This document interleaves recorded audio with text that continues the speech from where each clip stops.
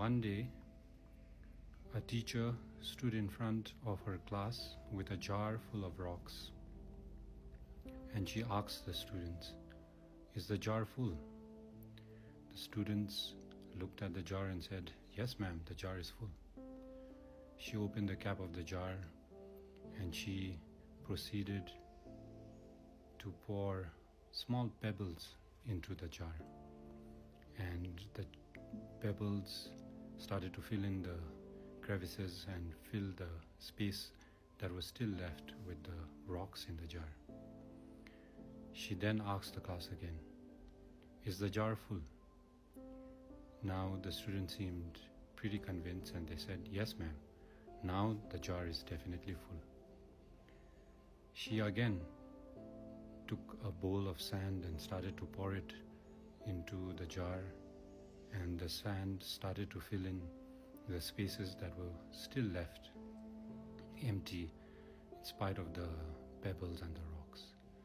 Then she asked the class again, "Is the jar full?" The students replied,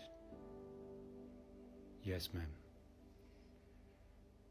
Next, what she did was she emptied the jar and then she filled it up first with sand. And after that, she started to address the class and give them the lesson. She said, in the first experiment, when the jar was full of rocks, that's like how all of us, the rocks represent all of us and our priorities in life, like the important things, food, shelter, basic necessities. And when she poured in the pebbles, she revealed to the class that those were the less important things. And finally, when she poured in the sand, those, she said, are the least important things in life.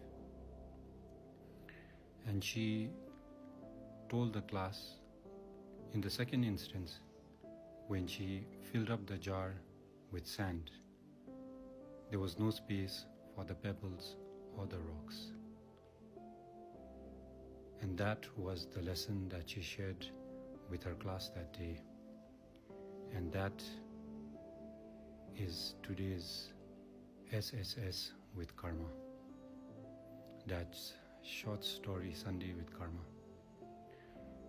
I think many of us fill up our lives with sand, and that doesn't give us any space to put in the pebbles, or more importantly and tragically, we don't have space for the rocks, which are our close relationships and our basic necessities and the things which are important in life.